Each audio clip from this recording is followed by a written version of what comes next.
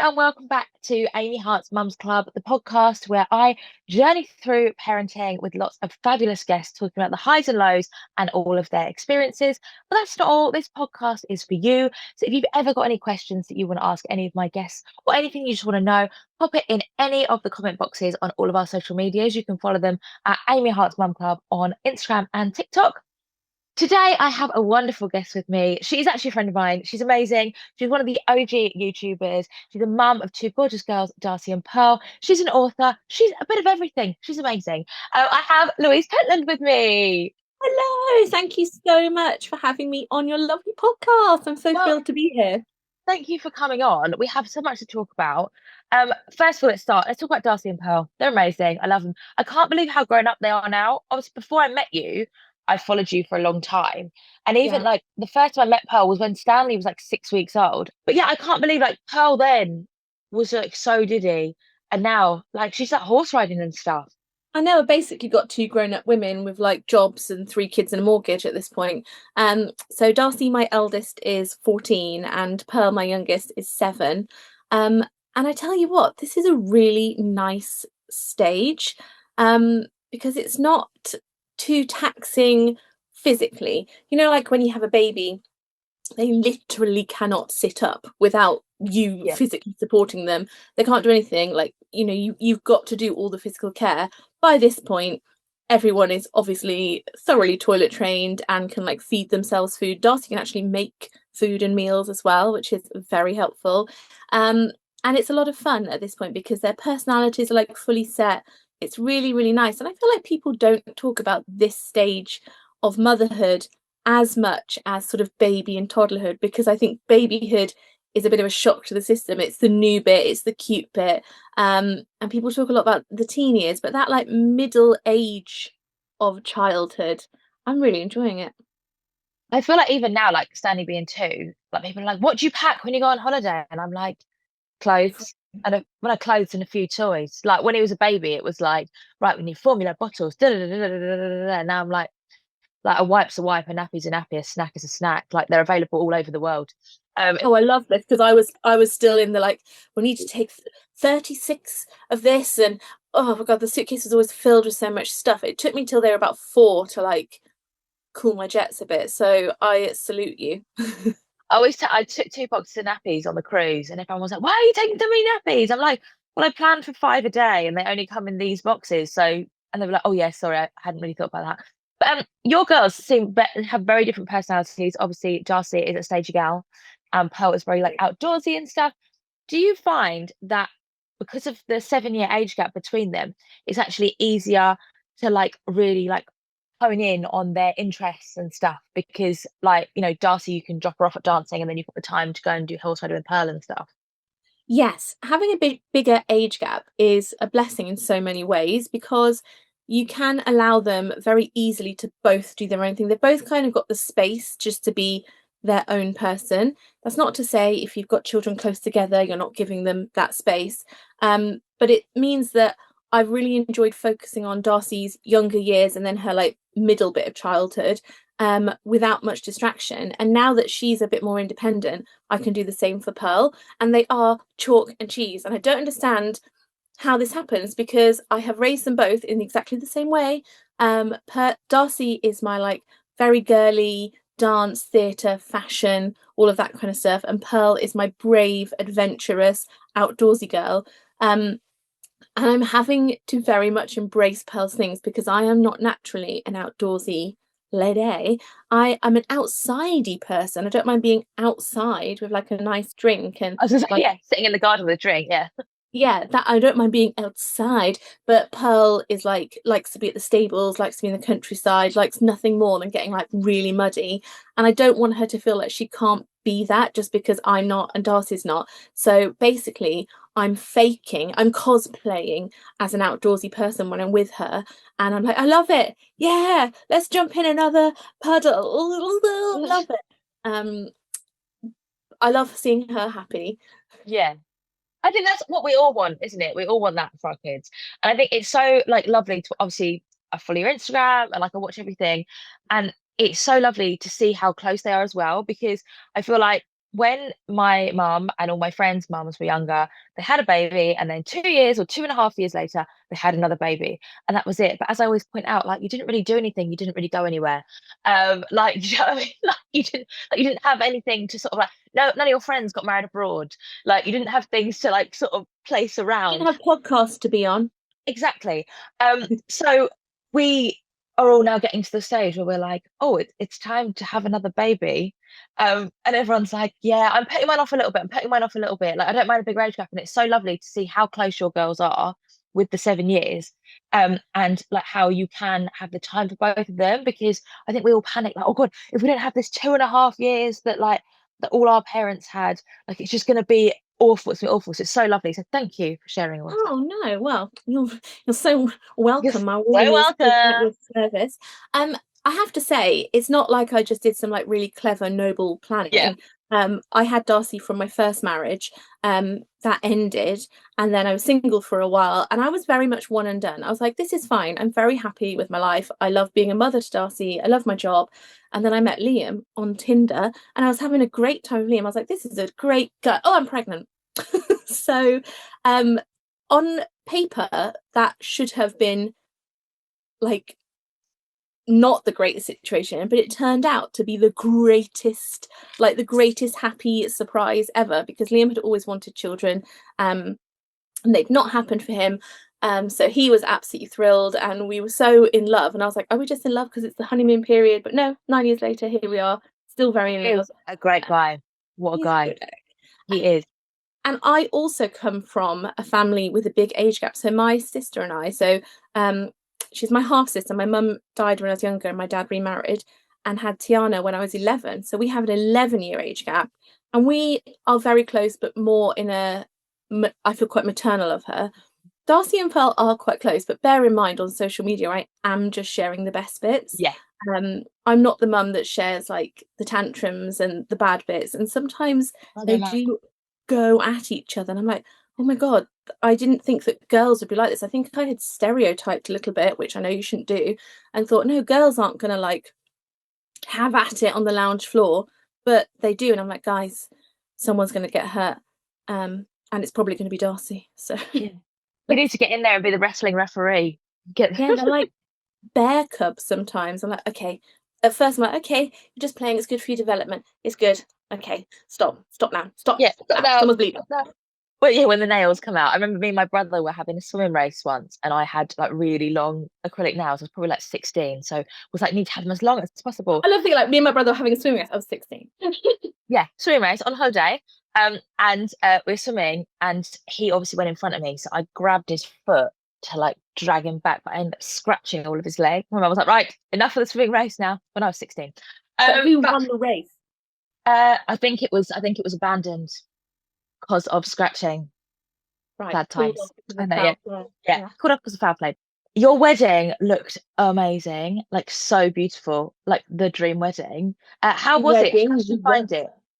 um lovely. It was so good. So for a long time, um, I had stalled on having the wedding. So Liam proposed at the beginning of 2020, just before everything happened. Right. And yeah, um, and I think that really changed me as a person. I don't want to get too deep and serious, but I don't know if you feel this as well.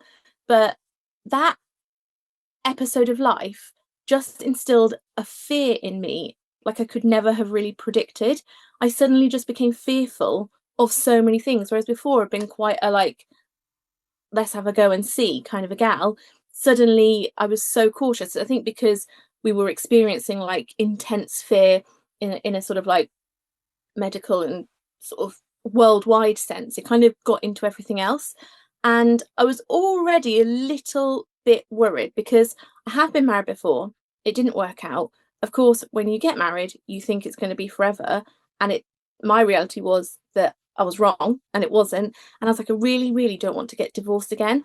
I wasn't actually scared of being married. I was scared of getting divorced because that is the worst thing that I've ever done in my life. It was just horrible. And I think I thought, well, if I don't get married, I can never get divorced.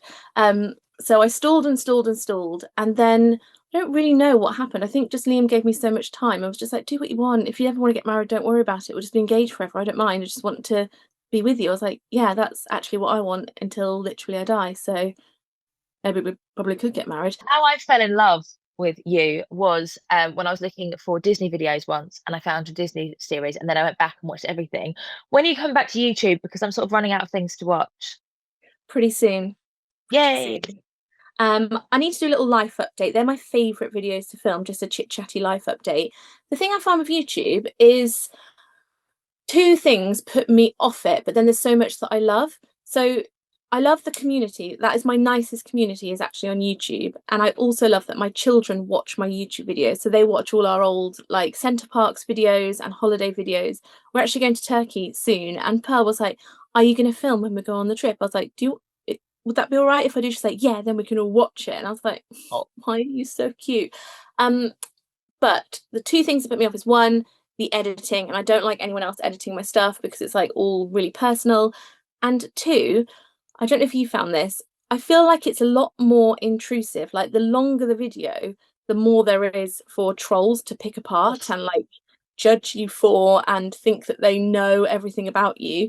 So it's almost like I'm pushing back, and like when you stick to short stuff like TikToks, Reels, etc., it feels a little bit safer almost. I But remember that I'm back soon. when I before I had Stanley, I was doing like a list of like why so many names that we wanted we couldn't use. And I can't remember what I did something and someone said, I know what the name is, da, da, da, da. And I sort of said, oh no, that's actually not his name. Like that's or I didn't even know he was a he, to be fair. And I said, and she said, oh, I thought I caught you out there. And I was like, that is literally what everyone is trying to do, is just like catch you out all of the time. And it's like, I'm just trying to live my life. It's like I did a vlog the other day, and while I was doing Love Island, I always tried to make sure that I was ready before Stanley came back. Stanley comes back about 6 o'clock. So I try and make sure I'm ready before he comes back so that I can then like spend some time with him before I go to work at 7. Yeah. There was one particular day, Mum was going on holiday the next day. So she brought him back in the afternoon and she was like, I'll bring him back and then I can sit with him here because she wasn't going to have him overnight. So I'll sit with him here and you can go upstairs and get ready. So I'm like getting ready, talking, like your mum's brought Stanley back. When I edited it all together, in the previous scene, I'd been like, oh, I always try to make sure I'm ready. And I was like, people are going to be like, well, which one are you lying about? Which one are you lying about? So I was just like, oh, I'm going to take it out. Like, it's like one day, but people are going to be like, well, she's lying. She's lying. Yeah, I find that. I find it really, really difficult to cope with people misunderstanding me or judging me unfairly. Yeah. Um, I'm yeah, I don't know what the solution is, but the internet, when I first started vlogging 15 years ago, the internet was a very different place. It was like a little secret underground club that was just from a nice community, and now it's a lot more mainstream. Obviously, you get the benefits of that, which is a bigger audience and bigger opportunities, and brand deals and trips and all that, which is amazing. But the other side of it is more criticism, more judgment, more fear. So yeah, I will be coming back, but I don't think I'll be coming back like on a weekly basis. Mm. Talking of the weekly, that's what I was about to talk about actually, because I remember there's obviously YouTube serves you things that you might want to watch, and it brings up like your really old videos sometimes on my homepage. And like when you first had Pearl, and like the first time you were going out and stuff, and I was like, this is like amazing that again like you've like been able to get the camera out on the first week, because I was just like laying on the sofa watching This Is Us. But I just think it's so lovely that you like sort of like let us in to that, but then there is boundaries as well. Do you sometimes think back and think, oh, I wish I'd just like laid on the sofa and watched telly? No, I'm glad that I made those vlogs because I like to watch them as well. Yeah. It is worth noting though that in those days we didn't have TikTok and Reels, so that was the only thing I was doing. That's another thing that's quite difficult these days, is trying to do a little bit of everything and please everyone and Yeah. make sure that you're spread across everything. But I'm really glad that I made those videos. There are things though over the last 15 years that I think, ooh, that was probably a bit too personal to share, particularly when I was in my single mum era, and I was dating, and sometimes I would share elements of that, or like even sometimes share like new relationships, and then they'd end, and then I'd be like, oh, forget about that one. And I do wish that I hadn't included quite so much. Like sometimes I look back at some of the videos I've privated and I like cringe so hard. I feel like my organs are going to fail me. I'm like, oh God. I remember thinking it was so cool. And now I look back, I'm like, wow, what a bell end I am coming across as. Um, Yeah, I so, just think that about things that I've done before. But other sides of your job, you're an author. Now you've written both non-fiction and fiction books. What do you prefer? I prefer fiction, I think. What's that you say? I've written books. Yes. Oh, Yeah. Oh, oh, got a new one. I was about to say about The Wild About You and Time After Time, but which were adult book, well not adult books, but books for adults. like adult. I said that just on the radio, like adult, and I was like, not adult. Adult. Although in Wild Like Me, I remember my editor at the time, I wrote like a nod to a sex scene, and she was like, I really feel like we could flesh this out, and I was like, "Ooh, okay." So like I fleshed it out a little bit with like I alluded to things. She was like, I really feel like we could add more to this. I was like, oh, Well, you're please. gonna have to do it. So yeah, Yeah. I was like, I if you want can't. it, you need to do it. It's like pulsating. I was like, ugh, I can't. Yeah, I would do the same. I'd be the same. But now you've gone into like, is teen, young adult fiction, teen So it's fiction? children 7 to Children. 12 is kind of what it's aimed at. But if you have a 6-year-old that's a particularly avid reader, like it's not like super thing. There's some pictures on some pages. Or if you've got an older child that likes it. But I tell you who I think will like this as well. So if you read the Wilde trilogy, which was about Robin Wilde, who was a single mum, to Lila, and about her life, you will like this because this is Robin Wilde's daughter, Lila. So the book is called Adventures in LylaLand, and it's about Lila and a competition that she enters for a national invention competition. So she enters that, but alongside that, she's dealing with a blended family and split parents and an entire magical world that she has. Casually. Amazing. I love that. What made you want to do this? Is it having the girls, or was it like you thought you got to the end of Robin's journey, maybe, and you're like, right, where can I go next? So Robin's journey, I don't think is ever really ended because she is my all-time like favorite character. Like I feel like I know her the best out of all the characters I've ever written. But when I started writing that, and that was in 2015, is when Wild Like Me started. So 10 years ago, I always knew I wanted something for Lila as well, but it was never the right time, and the publishers weren't looking for a children's book. And then after I wrote Time After Time, which was like a standalone book about time travel, which I never want to write again because writing about time is really effing confusing, and nobody confused themselves more in that book than I did. I don't know if you've read it. I'm not offended if you haven't, but for those that have read it, I wrote the whole thing set in winter, and then my editor was like, no, this is a summer book. So I had to go through and change all the references to summer, but some of them I didn't because I was like, I want her to be having a roast. So she was like, in August. I was like, yeah. I mean, I do have a roast every Sunday, and if I don't have a roast on a Sunday, I have to go and get one on a Monday. Even Because in a heat wave. even in a heat wave, even in Spain, there's a restaurant that we go to in Spain that do a roast on a Sunday, and I have a roast on a Sunday in Spain in 35-degree heat because Oh, I just really? love dinner. Do you cook it yourself at home? Yeah, I do. Or we go out, and then if I can't get one on a Sunday, we'll go to the Toby on a Monday. So obviously you have like some great product testers in your house. Do the girls help you with stuff like this? Are you like, can you read this chapter and see what you think?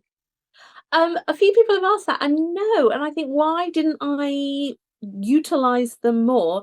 I think because I was so in it, and I get quite precious about the books that I write whilst they're in the writing, and I get huge imposter syndrome and think they're all rubbish until they come out, until I see it like this, it doesn't feel like a book to me. So they actually haven't read any of it. I didn't test the book on the girls whilst I was writing it.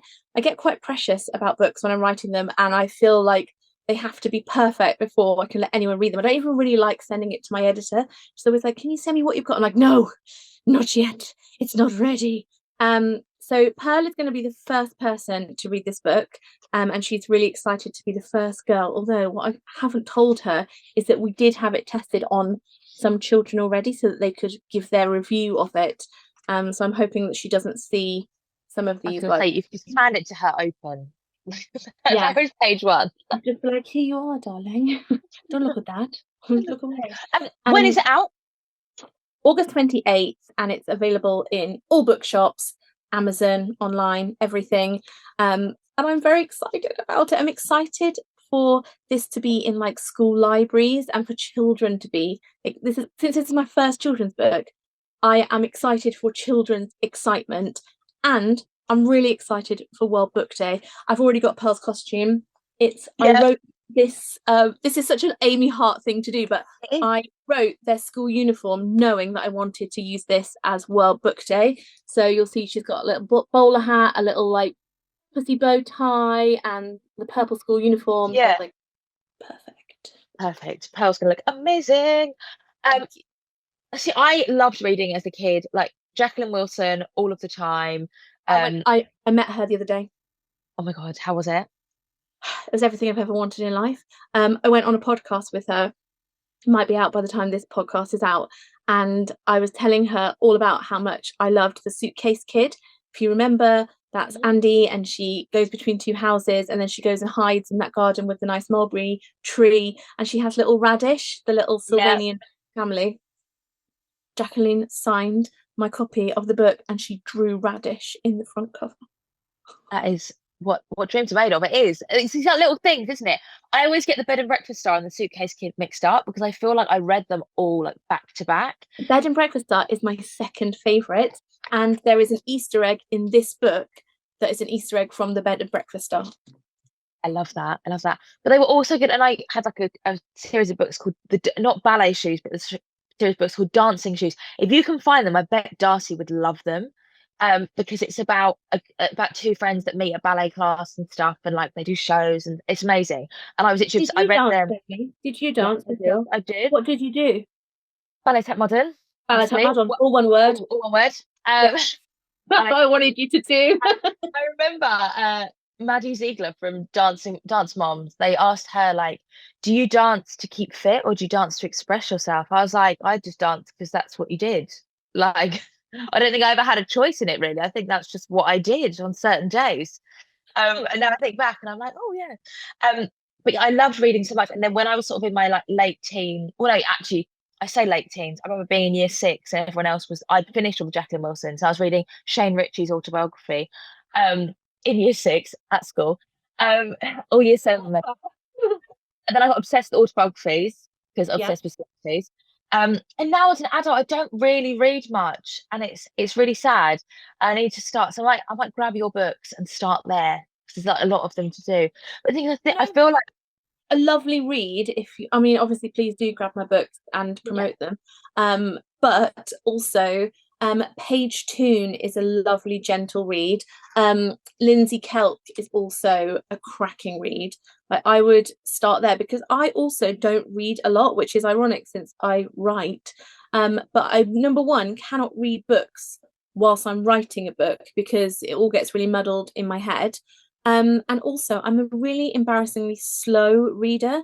Um, I sometimes feel so embarrassed when people are like, "What are you reading?" I'm like, "I've been reading the same book for 3 months. It takes me ages."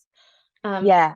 I so I'm started reading again with currently. us, but I think as well this year we've like I read on holiday normally, Yeah, and we did Disney for 2 weeks. no reading on a Disney Day. holiday.